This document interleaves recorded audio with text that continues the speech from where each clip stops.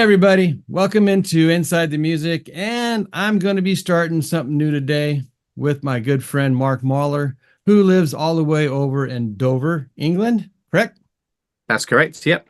All right, well, this new show we're going to be starting up here today is called Let's Talk Music. So I that's what like we're it. going to do. We're going to talk music. Now, Mark is in a band, Carl Street, that's correct, That's right? yep. Okay. And then you guys are going to be releasing, or you have released an album already? So no, so the album releases on Friday. We've released 5 singles from that album up to this date. So yeah, we're doing the album launch this week. So yeah, this Friday it goes live on streaming platforms, vinyl, CD, all the rest of it. And then we're actually kind of releasing the rest of the songs, the other 5 songs from the album as singles as well, post that, just because we feel like on their own individually, they stand up on their own. But together, there's kind of like a tentative narrative that feds through the whole album that kind of links them all together. And each song's got its own music video as well. So we're like, right, we'll just put it out as 10 singles. But halfway through, we go, this is the album. Then you can have the lot. So yeah, it's kind of how it's going. Wow. Yeah. Myself and my wife and Sergio, it's always the challenging part is releasing the music. Yep. As far as that, when to release it, how should we release it? Because we at one point we were releasing one song a month, and we did that for almost 2 years. So we had not quite 24, but I think we got out 21 songs. Wow. Was what we maxed out at. And then in between those, we did EPs. We would take certain songs and match them together, and then put EPs out as well too. We're going to do a little bit different this time. We're going to do more along the lines of what you're doing right now. Yeah. Have you done this before? In that regard? Not in this way. So I've released stuff in the past, like I was a solo artist many years ago, and I had an album that I released. But streaming wasn't a thing then. Social Oh, media wasn't a thing then. So this whole aspect of it, although I've been sitting on the sidelines absorbing everyone else doing it and right. following my favorite artists and stuff and how they're doing it and formulating my own kind of plans and ideals around how I would do that. This is the first time I've actually had a chance to put my money where my mouth is and try it out. Yeah. And we've had some successes, but it's limited, and I think a lot of that comes down to money most of the time. It's budget is the key, I think, to kind of advertise it and get it out there so people can actually hear it that way. But yeah, it's going okay. We've done some funny things, lots of content that we've created for it. So we in to kind of put it into context, like this album's taken us probably about 18 months. And the reason being is like we've probably got a second and third album behind this as well, that are unfinished products.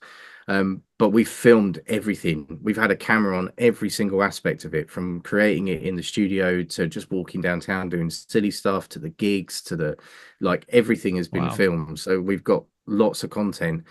And I tried to take the viewpoint of doing it like it's a television series. Hmm. So we've got everything filmed and up front, and some things can stay on the back burner. But when this stuff's out of the way, we've already got stuff that we can then pick up from and continue the process. That's impressive, because I am the world's worst person about recording our stuff. And every time we get in the studio, I always tell myself, all right, we're going to record this. And then I never do it. I'll take a picture. Yeah. I'll take a picture or something. Oh, Linda's in the corner, in the vocal booth, and send it out. But I am the world's worst when it comes to that. You're a big influence for me to actually do this, No, I because appreciate that, man. it's important. It's an important chapter of the process, to show people exactly what it is you go through, and then to use that in music videos, or if you want to. And it's a great tool to have in your bag. Well, I think it's down to we're in an age now where we can get real direct links to our fans or to people that Right. appreciate what we're doing. And so they want that kind of content. They want that raw, Hmm. unedited, unpolished. They want to see the real you. They're not just buying your music now. They're buying you. Do you know what I mean? You Right. are the No, product that's in true. essence. Right. Music's kind of like a byproduct, I suppose, or a sideline thing. in some respects, which is a sad way to look at it, but it is true. And you know, the amount of articles out there from touring artists nowadays that are like, we're not musicians anymore, we're t-shirt selling, but we're in the t-shirt selling game. Right. Do you know what I mean? Like it's like the music's a byproduct. The main thing is this, you know, to earn a living out of it. So yeah, you kind of got to do that. But yeah, I mean, it was very bitty to start with all the filming. It didn't just kind of happen. It was very stop start, like you, like, oh, I can't be asked today, or I've got 20 other million things to deal with. And then the more you do it, the more it's like, you know, when you learn to play an instrument, the more you do it, the more repetitive it gets, the more it just becomes indoctrinated into your kind of daily routine. It's still very bitty in places. You know, we're still having to create content on the fly now because something we created 18 months ago isn't necessarily relevant in the here and now, but it does bulk it out and it makes it a bit easier. We're not constantly catching up. So it's I'd definitely recommend doing it as often as you can. So and one of the other things that I've fallen, you know, subject to is having to go back. So say we have 5 songs, you know, we've written five new songs, and now we want to do something video wise with. So now I got to go back and replay all those parts for the you know for the video, you know.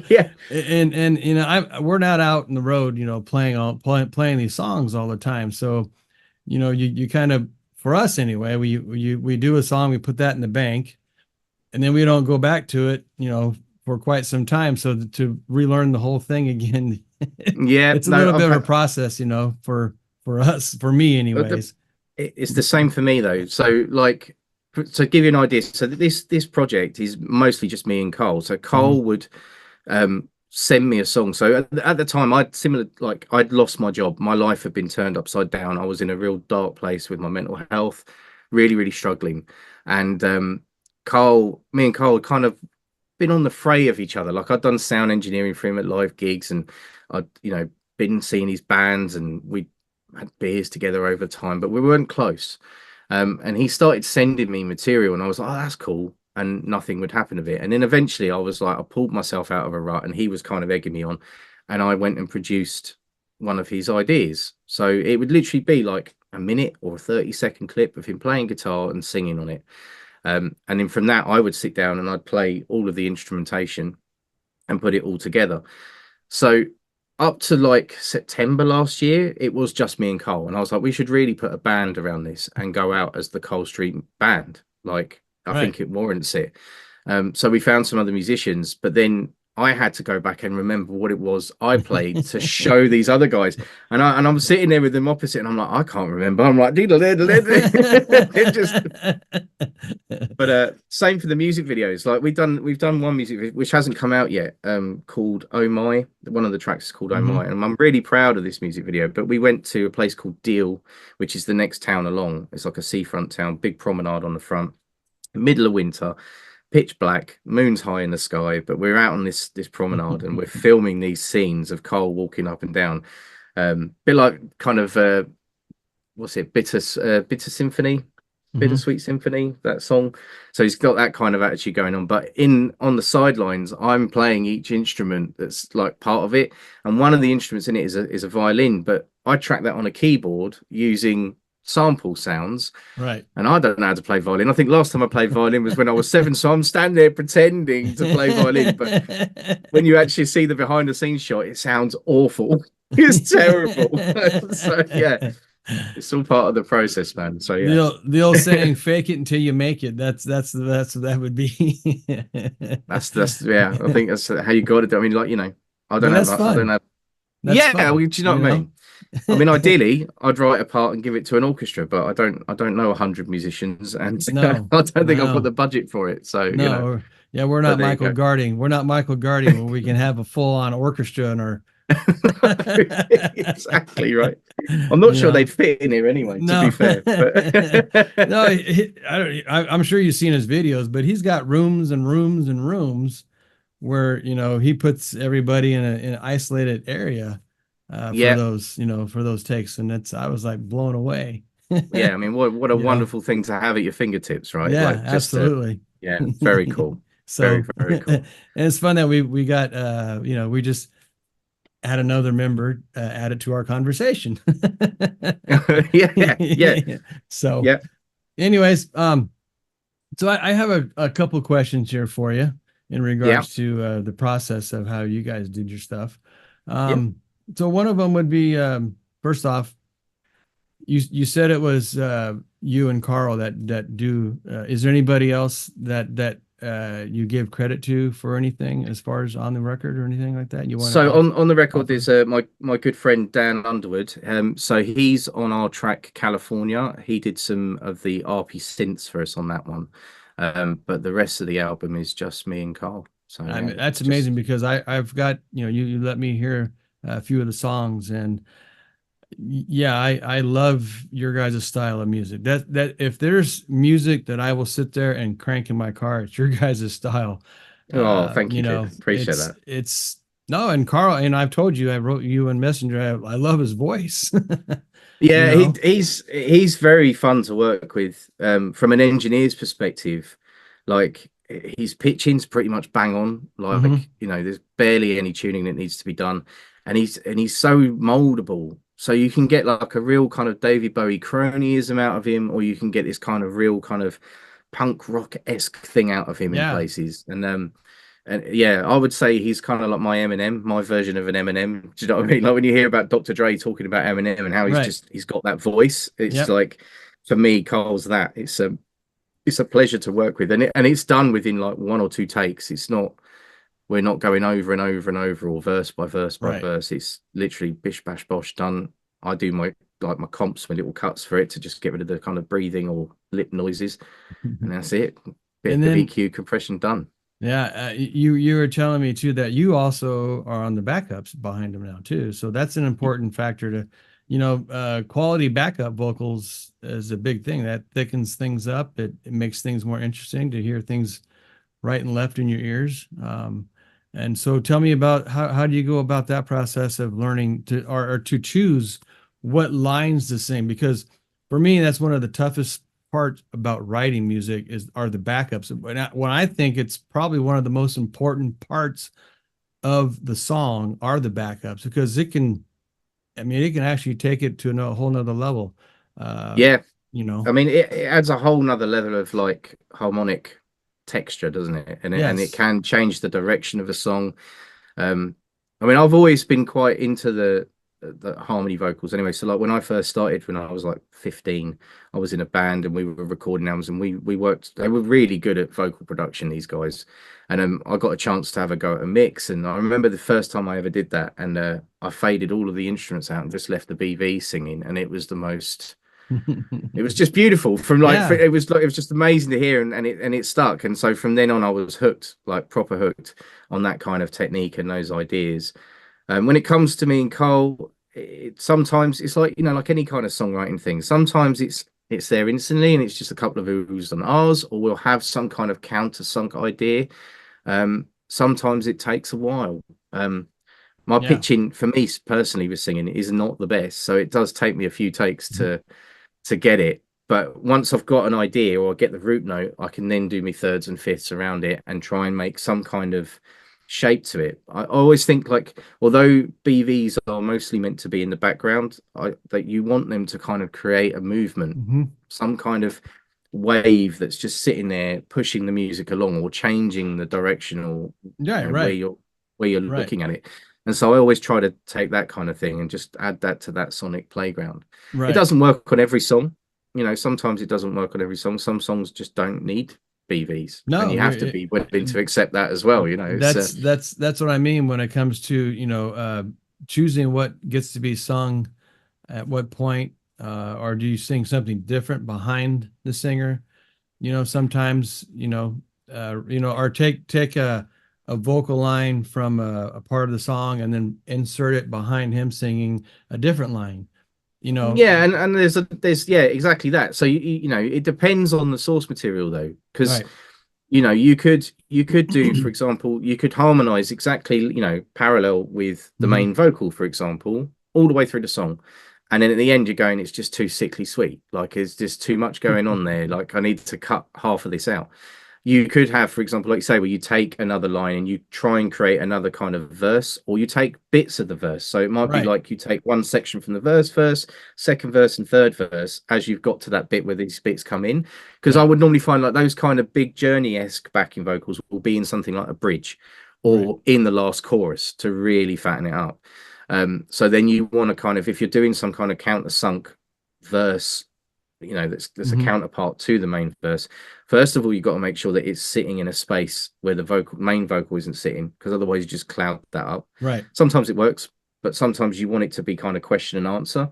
Right. And yeah, and you just kind of piece it together like that. But yeah, sometimes it works, sometimes it doesn't. I mean, there's a song that I don't think's come out yet called She's a Star on the album, and I did this whole section, I did this whole thing, I spent ages on it, like days trying to get it right, getting it to, and in the end when it came down to the mix, it just wasn't sitting right. So I got rid of all of the verbal bits and just left the ooh at the end. That's all that's in there. It's just the ooh. But okay, so that's another good thing. I want to bring this up to all those people that are looking to write music or maybe just starting out. You have to be willing to experiment, and then you have to recognize when the experiment is not working, and you cannot be egotistical enough to where it's going to stay. It doesn't always work. You have to be flexible in your and how you look at things. I mean, isn't that right? That's what you just did there. Yeah. You know, my ethos is with it is I try to keep my ego out. Don't get me wrong. There are times where someone will say that's not working and my ego is bruised, right? I still Sure. have that, but I have to keep that in check, because then my ethos around that is, does it serve the song? Right. That's the most important thing, right? If it's not serving the song, then get rid of it. Right. I agree. It could be the best thing you've ever written, but if it's not working. Right. And especially for us who are self-producers, we have to, you're wearing so many hats that you have to recognize when you need to pull things away. Because, we don't have the luxury of paying. No. This is it. This is it. And you have to get yourself into this kind of like Zen-like state where you are removing yourself from the equation almost. So yeah, you may have been the guitarist on that, you may have been the drummer on that, you may have been many different parts of this song. But you have to then, when you're stepping in that production element or that engineer's role, that's where your mindset should be. It shouldn't be, but I played that, or I did that. It's no, does it serve the song? Is it adding to the song, or is it taking away? And there were many moments throughout this whole album's process that happened. I found that with Cole's stuff, like, it was just so, they were like sponges, and I could just keep throwing shit at it. I was just constantly like, I'll put strings on it and put piano on it and put this on it and put that on it, and then we'll put claps in here and we'll put that in there. And all of it just kept absorbing and absorbing, and I was just like, I've never had tracks like this where it just keeps. But then when it came to the mix, it was like, it was a mess. It was an absolute mess, and I had to go through and what I call weed whacking, and just like, okay, we'll have that in this one bar. That's all it needs. If we're going to keep it in there, it's going to be in that bar there, and get rid of the rest. Or if at all. Do you know what I mean? So yeah, a lot of stuff ended up on the cutting room floor, big time. I do, and thank God for me, because I have Sergio who makes those rough decisions. Yeah, you're lucky. See, I don't have that. I'm cruel to myself. What he does, he encourages me. He's, so when it comes to like adding guitar solos or adding, rhythm guitar or whatever, he says the more I have, the more to work with, the better it is for him. So, I send him over stuff, and then he's genius about where to add things and where not to. And, so, for you to be able to do all that and to be honest with yourself and say, no, this isn't working. Props to you, man. That's awesome. That's really good. I'll tell you, it's not an easy process, no. And it's not quick either. It's not like I sit there and go, I'll try my best to make it work, because I've spent all that effort on putting it in there in the first place. But as the time goes on, and you do your listening checks, and you go away and you put it down for 24 hours, and you think about it, and you think, why isn't this working? And you search it, you kind of just like, yeah, okay, it's that. I just need to get rid of that. Or it's this, and then you piece it together, and then hopefully at the end of it, you've got something that you can turn back and go, yeah, man, that's served the song. You know? I've heard them, and what you guys have come up with is excellent work. And I can see where you're saying that you could add so much more to those songs, but I think what I've heard, you guys done an excellent job. Oh, You know, thank you, man. I appreciate that. absolutely, That's really kind. absolutely. I mean, the thing is with tracking, like Sergio was saying, Right. you can less is more is always a good attitude to have with any kind of music, right? Whether it's, you know, for example, like I've got an artist I'm working with at the moment, and they've only ever played on acoustic guitar, and they want to create this full album, this full kind of wall of sound kind of thing, but they've only ever played it on acoustic guitar. And you always find that when that happens, I've done it myself, you try to fill those spaces in your head, Mm-hmm. and then when you're playing that acoustic guitar, you're overplaying because they're not leaving that space. So Right. I've had to kind of strip it back, and so less is more, and each parts helps with building up lots of parts. Sure. So keep each part simple, and then they all become greater than the sum of their parts overall. I've That's lost my train of great. thought now. That's a great. That's but no, that's well, it comes back to you just say, Yeah. I remember what it was. Yeah, this is it. Yeah, I do this. I go off on a tangent, and then I lose, and I'll come back to it later. I'll circle back. There you go. Circle back. Yeah. We know what that's from. So, Yeah. anyways, so one of the other things I have here for you, question wise, is that we were just talking about production, and as far as did you guys make most of your production decisions before you hit the record button, or did you guys do a lot of the production decisions after you hit the record button and then go into the box and do all your decision making, or some of your decision making, or was it a 50-50? So, well, yeah, it's kind of 50-50. Like for I'm in Space, which only released, I think, last week, that track, that I had this idea initially. I just heard it as soon as I heard the acoustic guitar demo from Carl, and it automatically took me down the route of David Bowie's like 2020 the 2000 album, his early 2000 album, Heathen. And on there's a track called Slow Burn. Oh, it's such a cool track, but it's got this really cool walking bass line and these real haunting guitars, and it's like boom boom dum dum dum dum dum dum dum dum dum dum. And I was like, this track needs that kind of vibe on it. So straight off the bat with that one, I kind of tried to take it down that route. It sounds nothing like David Bowie's you know, Slow Burn at all, but you can hear where the influence is in it, kind of thing. And that's kind of my version of interpretation of that, to bring that to this song, and I think that kind of works. Yeah. Other songs, it was more just start with the guide, so it was kind of like California was very different on the acoustic version that Carl sent me, and I started with that. So I strummed it in to a click to a guide, and I was like, it's just not quite working. I think I need to strip the guitar part down even more so, and that's what then kind of got me the damn that kind of thing going on with it.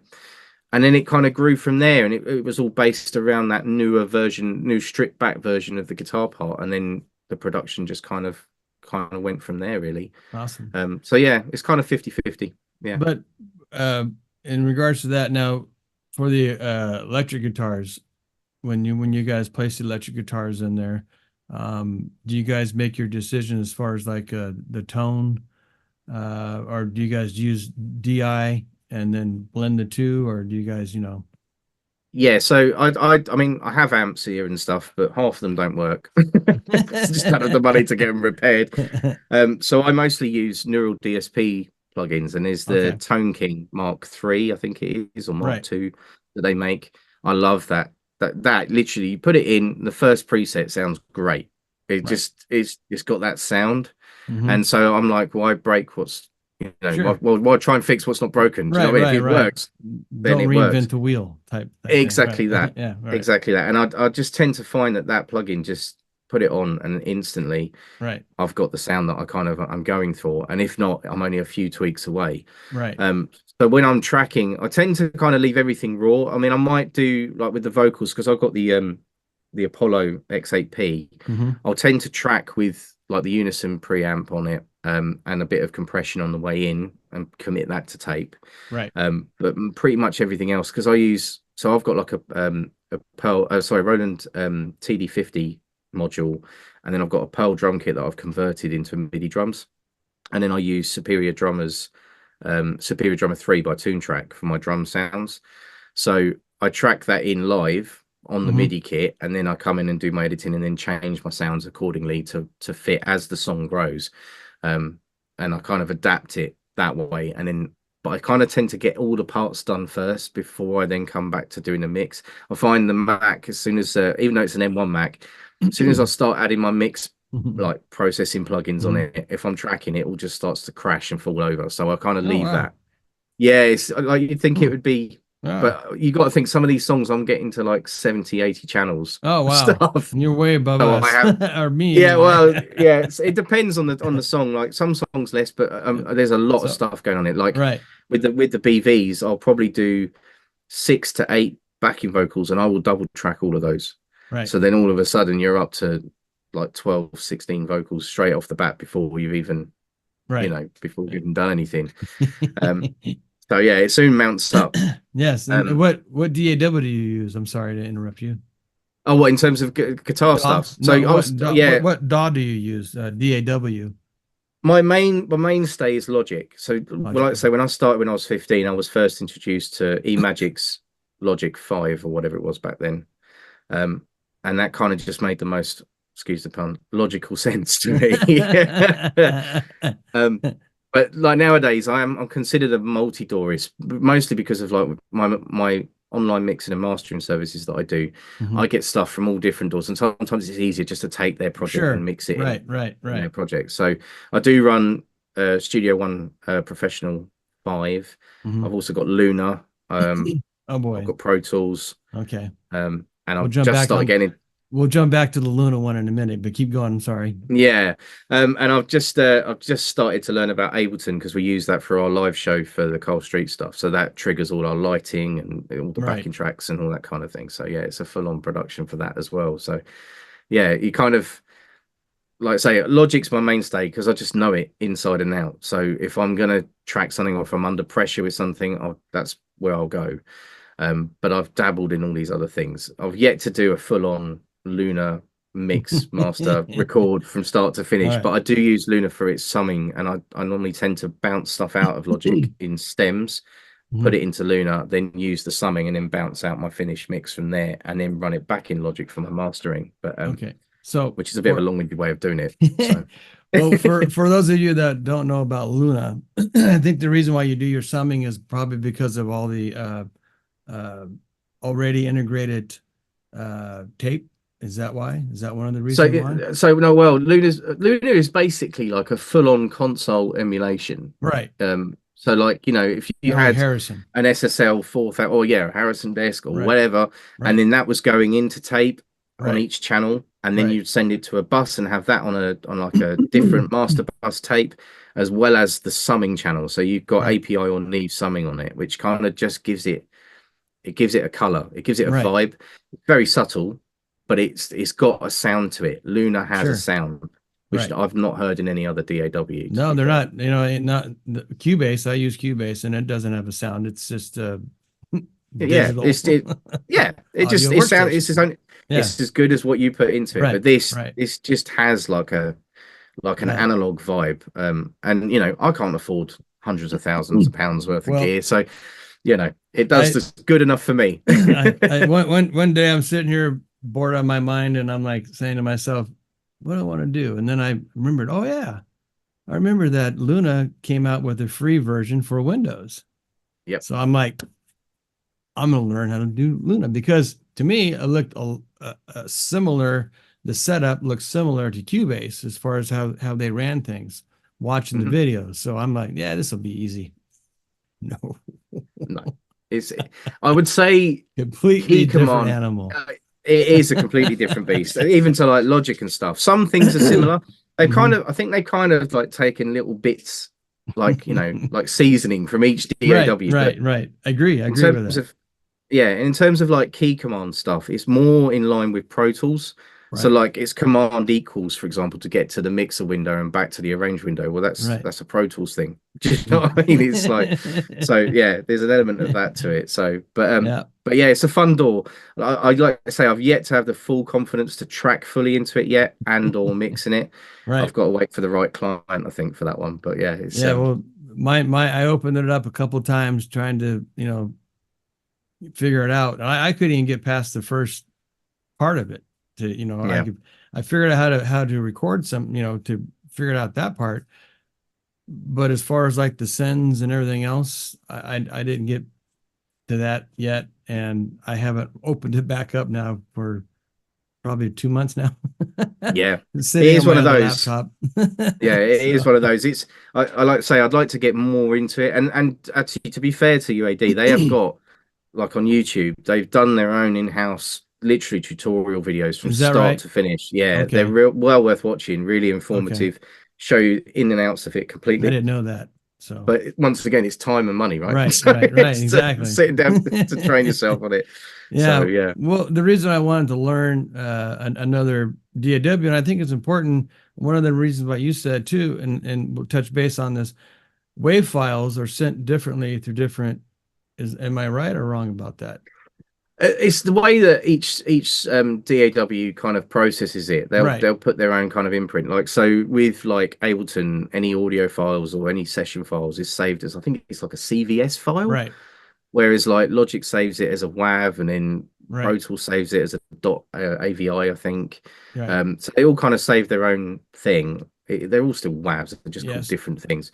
Um, but then like in 2010, like Pro Tools and Logic were the main players at the time, and eventually, through the community, they agreed to kind of create some kind of method of being able to share this easily. So they brought Sure. out the OMF file sharing system, which Right, now right. most DAWs have for free. But Hmm. Pro Tools was like a 50 quid upgrade to get this facility to share and bounce out these OMF files.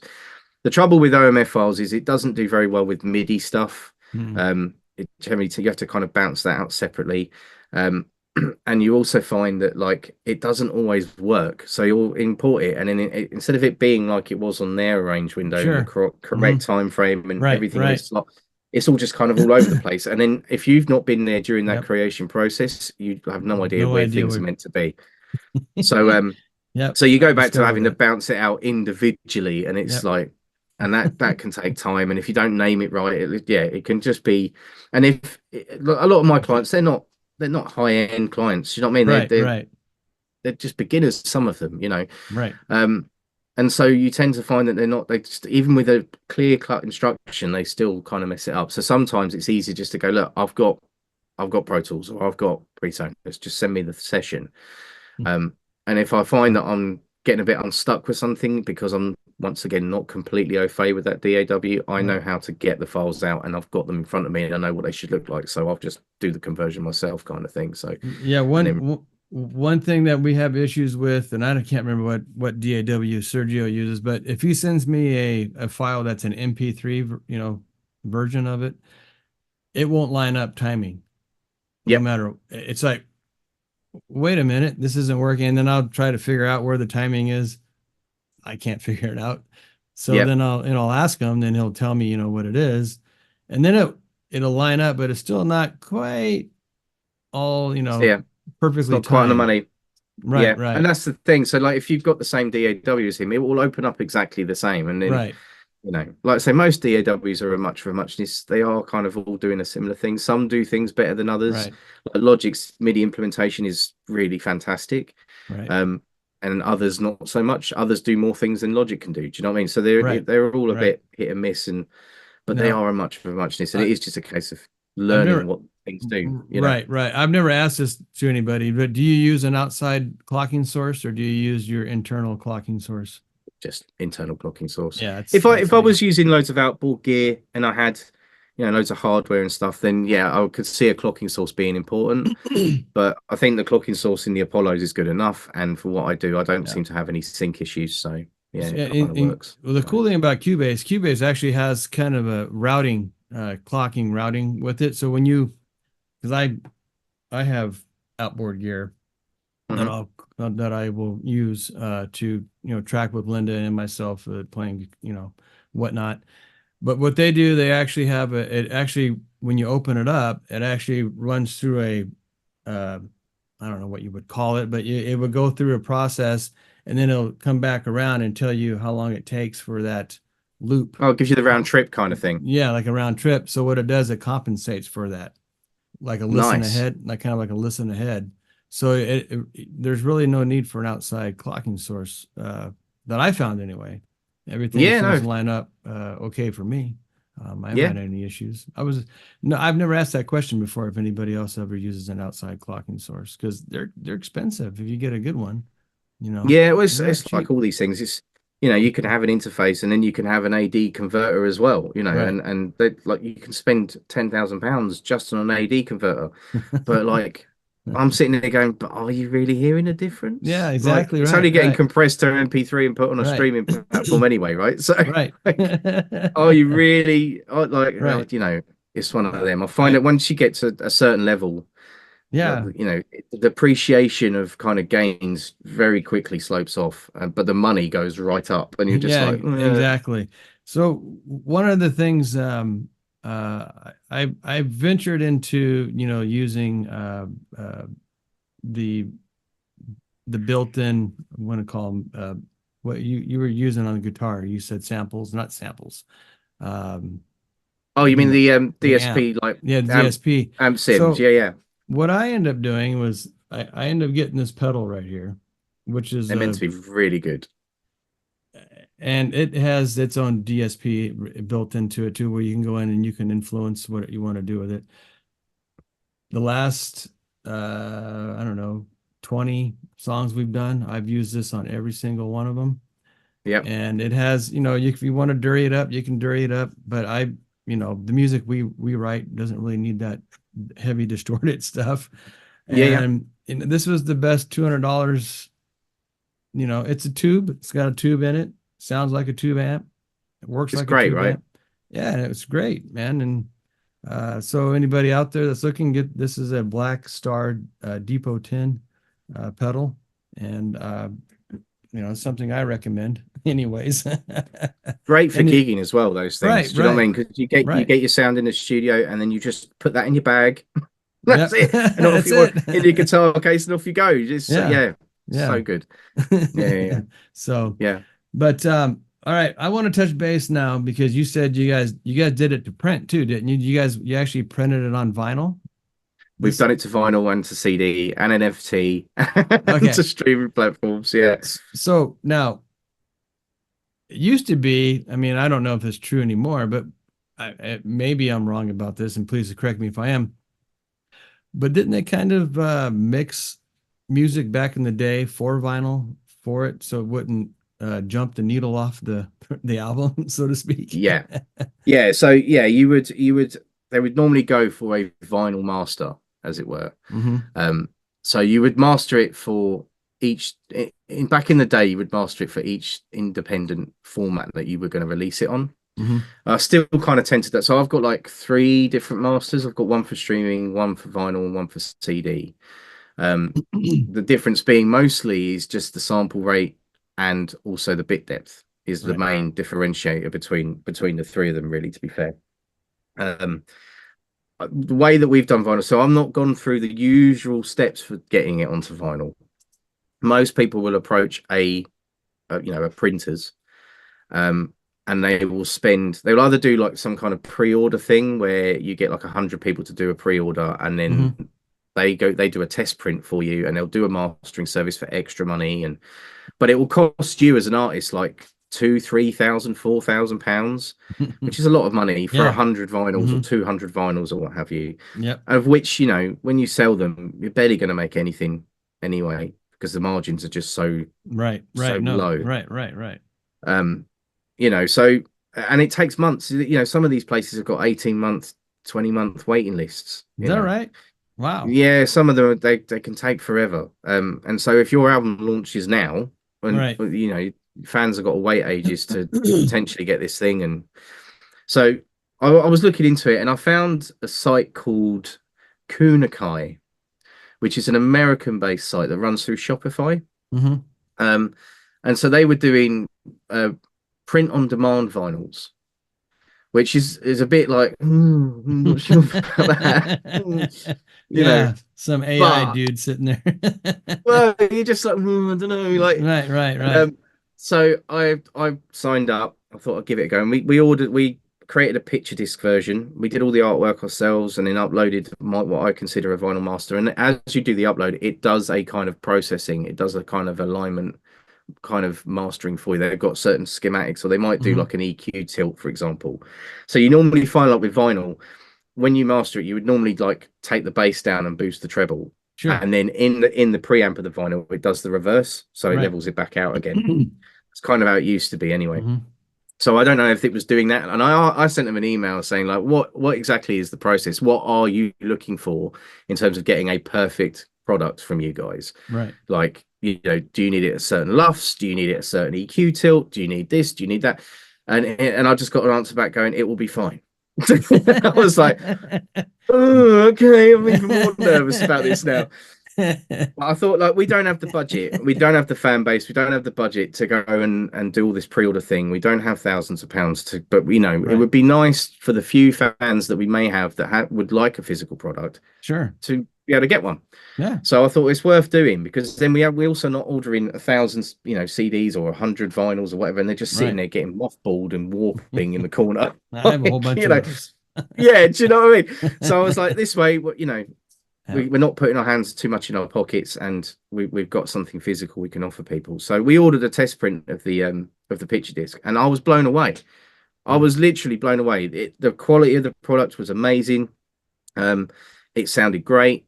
Like, we played it on a couple of different systems, and it sounded great. And I actually think for this album that we've done with Cole, the vinyl is the better format, because of the Yeah. way that you've got 5 songs on one side and 5 songs on the other, and the way that the Bleeds flow of the into. album Right. in that format just works. Like, Right. it for me, I just think it's quite special, more so than just hearing it back to back. It's kind of Sure.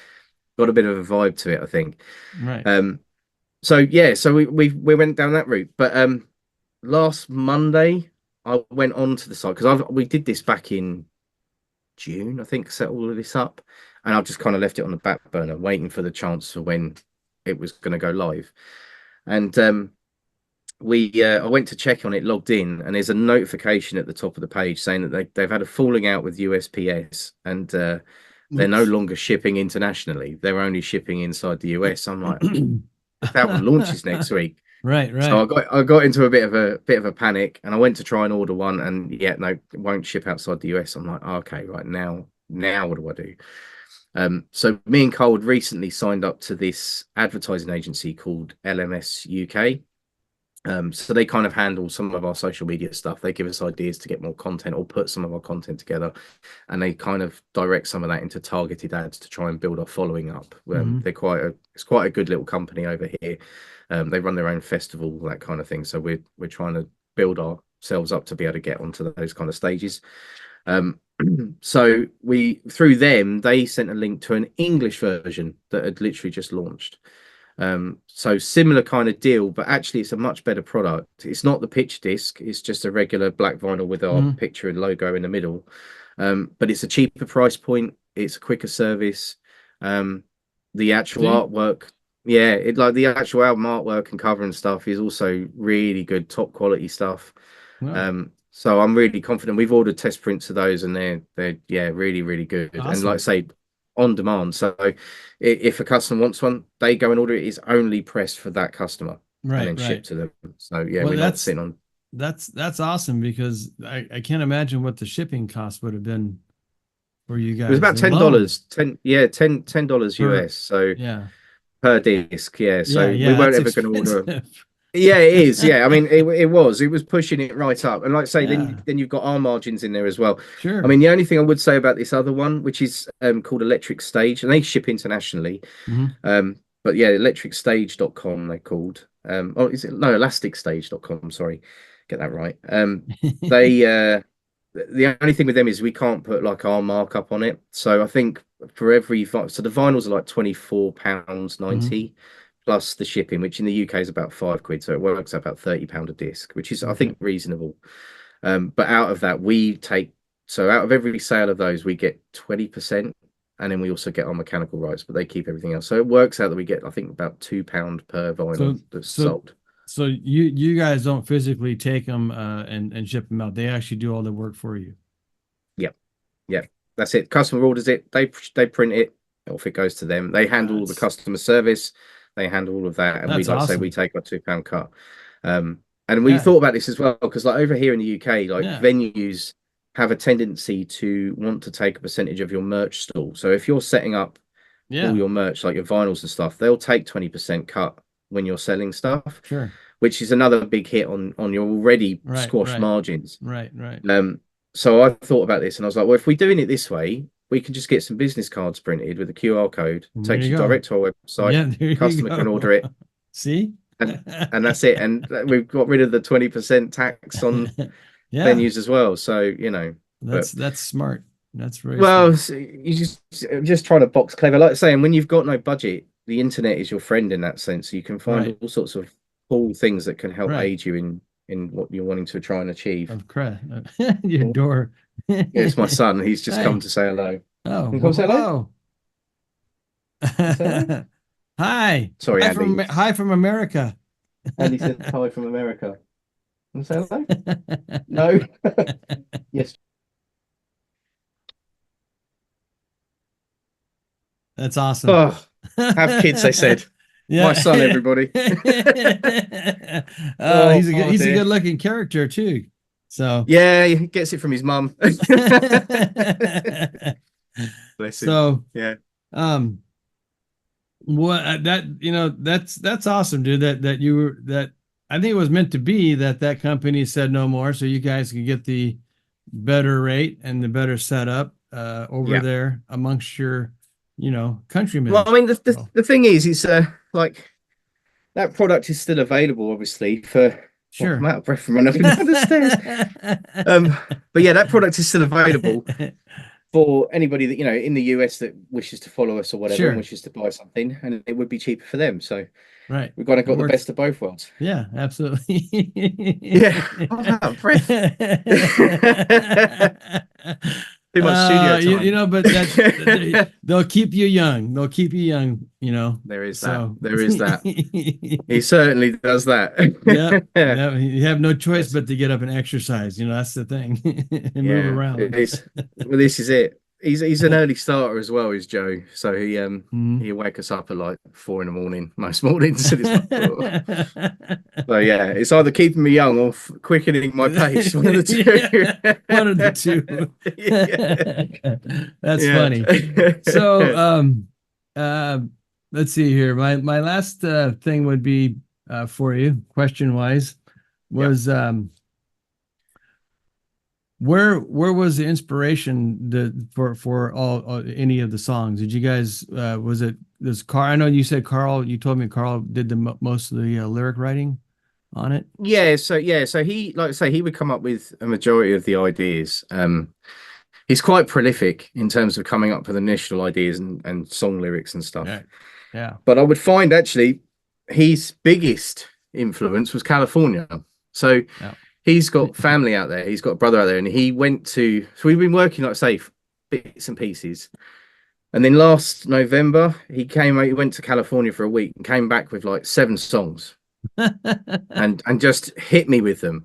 Wow! And I think like that sparked me. I don't know where it came from. I don't know where I got the energy from. I don't know where anything. But literally in a week, I think we did 5 of those 7 songs fully produced in a week. It was like I've never been that, like, it was just it was I don't know, something happened. Someone was like taking over almost, and but yeah, I would say he got really inspired, and he's about to go back out there, so I'm like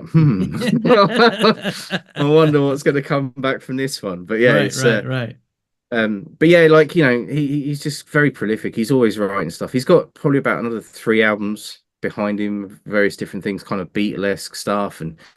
But I mean, Cole's in a lot of function bands. Like over here, function band seems to be the main bread and butter for most people. Like so they tend to get into these groups and go out and do weddings and pub gigs and all that kind of thing.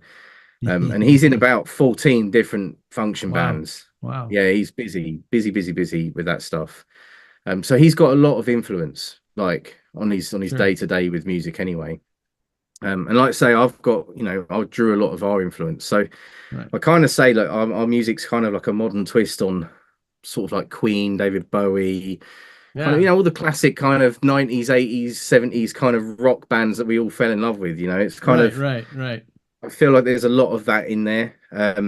And just like a multitude, like it's like layered of just that kind of influence in it, I think, but with a more 21st century twist on it. Nowhere near as good as well, but you know, Right. but I think that's where a lot of the influence Uh, came from. So, I you know, I enjoyed the songs I heard, and thank you, for man. sure, for absolutely, man. Like I said, Yeah, that's the kind of music that when I'm driving down to my Lake Havasu for vacation, that's the music I would definitely turn up and listen to, just yeah, because cool. the energy behind it and um, the lyrics. Again, like I can't remember which song it was. You sent me, it was a video, and it was kind of a political song, maybe, I guess, the Oh video. yeah, so yeah, it kind of comes across as political. The song is actually about love, peace and Right, love, and then right. it has a vibe of like we're all brothers and sisters under this one roof. Can we Yes. stop being Neanderthals and move into the And 21st century, please? Like, that's why I asked you who wrote the lyrics. yeah, Because no, that was Carl. My yeah. my contributions to that was the weird sounding na na na na na na na that bit, yeah, Yeah, but and that's yeah, you told me that, but that's what drove it, it kind of drives the song along, yeah. your It gives it a kind backups. of like a, Yeah. I think for me, like my side of it, I was feeling quite disillusioned with the state of things, disillusioned with society, disillusioned politically, Mhm. disenfranchised really Sure. with the world in general. Like this isn't the world I want to be in. No. And it's certainly not the world I want my kids to be in. Right. And so I was just kind of envisaging a world where, and it's probably going to get me in trouble for saying this, but where the Right. people finally stood up and took back Yeah, their sovereignty, took back their, I agree. their power. Because at the moment it's all too much on the 1%. It's all too much on the political elite who just don't give a damn about any of us. Yeah. And we're all just pawns to them. We're just, used and abused. So I think that from my perspective, there was a lot of that kind of anger in it. I think from Sure. Carl's perspective is more peaceful, but together it kind of, I think Works. it kind of balances itself out a Yeah. little bit. But Yeah, yeah, I love that. Like I said, man, that's where I asked you who was the influence behind the lyrics and that, because yeah, that song stuck to me big time. no, So I that was very appreciate that, cool. man. Thank you. I like that one. I like the music video. I like the fact that Carl's a newsreader in that one, and Yeah. the doing the filming for the car bit as well. We're all in the car driving Yeah, around, and yeah, that was fun. Yeah. yeah, I kind of had that. It kind of reminded me of what was that movie? The Saturday Night Live get oh, I can't remember what they were. Oh shoot. See, Anyway, I think that for kind of me reminded me of. it was kind of going down the route of like that. Well, it's nothing like it again, but my influence for that spin on the video was kind of like Clockwork Orange. Like we're in a Oh, group and we're rallying up the sure. Yeah, troops and yeah, they're going, yeah, absolutely. yeah, That without makes all more the sense than funny what I was monster in stuff. a blabbering about. Yeah, no, that really makes more sense. But Andy, look, if that's how you've interpreted it, that's for you to interpret it. Do you know what I mean? Right, Who am right. I to say how you should interpret it? If you're linking with that, then that's cool, man. Like But I'm when you down with say that. that, it makes 100%. I know that. I know exactly what you're talking about. Yeah, it's just I don't know, just anarchy, just a little bit of Yeah, anarchy. right, Not right. too much, not Right. too, but just a little bit. Just And put if you things haven't back in check a bit. if you haven't seen that movie, I suggest seeing that movie, Clockwork Orange. Yeah, it's a trip. Yeah, yeah. It's a trip That for it sure. is. But Well, my yeah. man, I had an enjoyable time talking with you. I hope you did too, as well. Oh, Andy, it's been a pleasure. Thank you so much. And mate, I'm a big fan of your work. I'm a Thank big you. fan of you. So it's an And honor to be, and speaking to you. So I thank know you. we've conversed quite a bit via Messenger, and it's always great to finally sit down and actually see each other face to face. A good Yep. looking man like yourself needs to be seen.